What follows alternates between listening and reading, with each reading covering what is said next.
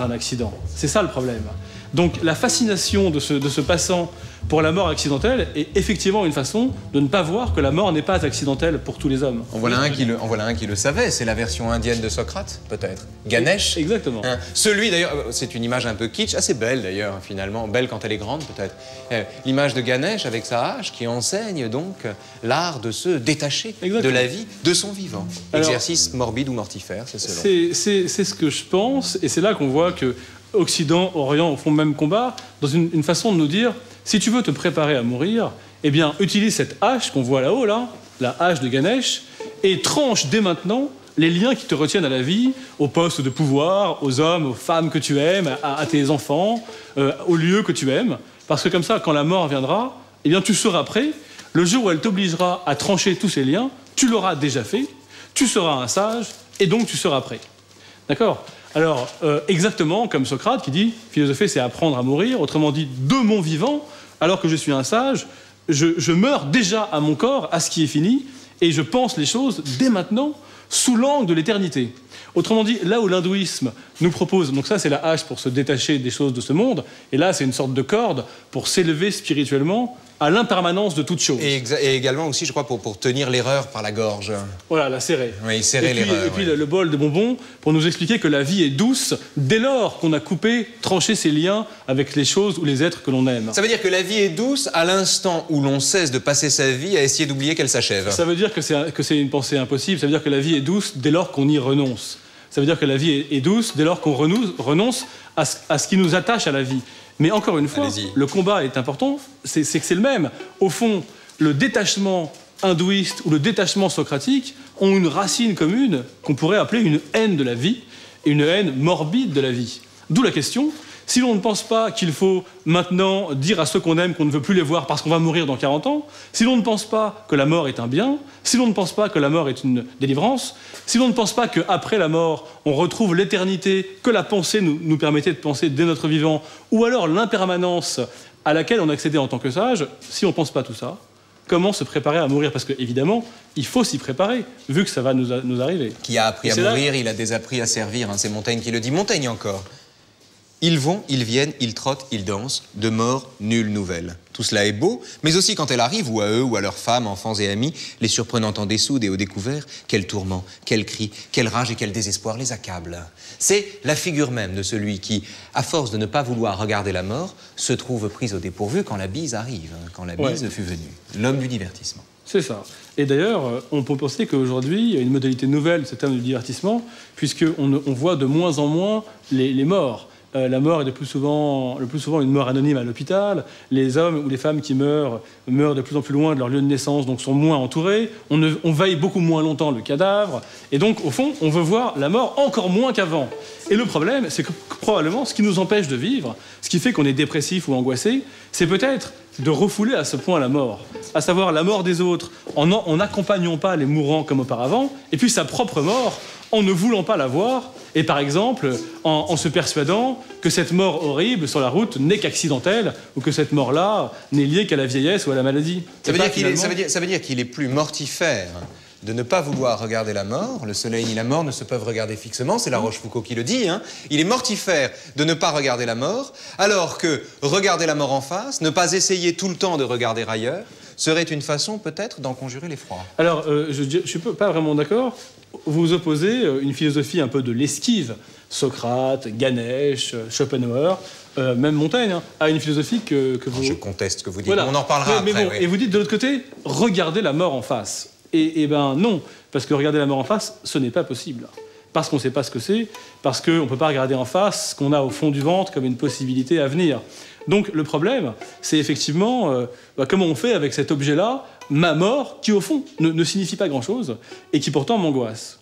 Et on peut penser que les propositions des sagesses orientales ou des philosophies occidentales sont assez faibles par rapport à cette question et que nous préparent à la mort d'autres choses que la philosophie ou la sagesse, comme par exemple, je dirais, soit la vieillesse. La vieillesse, tout simplement. Cette façon dont la vie se retire peu à peu, je crois que c'est une préparation à la mort autrement plus efficace que les prêches des philosophes ou les sagesses philosophiques. Et puis, bien sûr, l'activité. C'est-à-dire qu'au fond... C'est le sens de ces images-là, hein. Je le dis en peu de mots. On a là un fougou.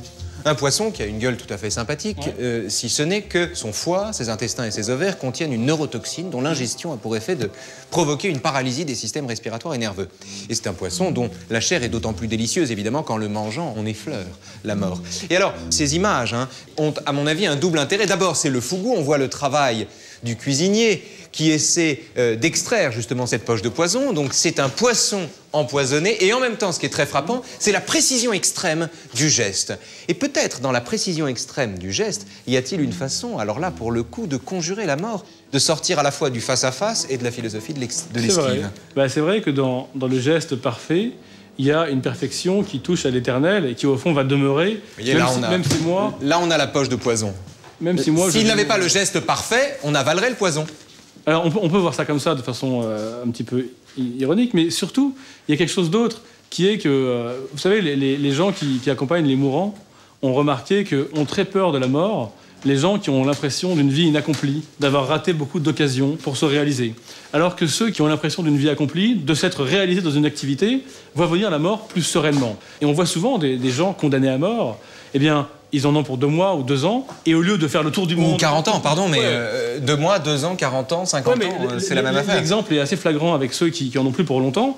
On les voit, au lieu de faire le tour du monde et de multiplier les expériences les plus intenses, on les voit continuer à faire ce qu'ils savent très bien faire. Tel menuisier, tel chirurgien, tel cuisinier. Au fond, la meilleure façon de se préparer à mourir, pour lui, c'est de continuer à faire ce qu'il sait le mieux faire. Et posons-nous la question, pourquoi ?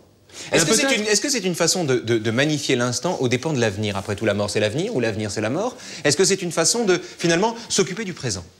Je crois que c'est une façon de trouver une valeur. Et je crois que c'est la notion hegelienne de valeur qui peut nous aider à sortir un peu pas de l'impasse, mais de la difficulté.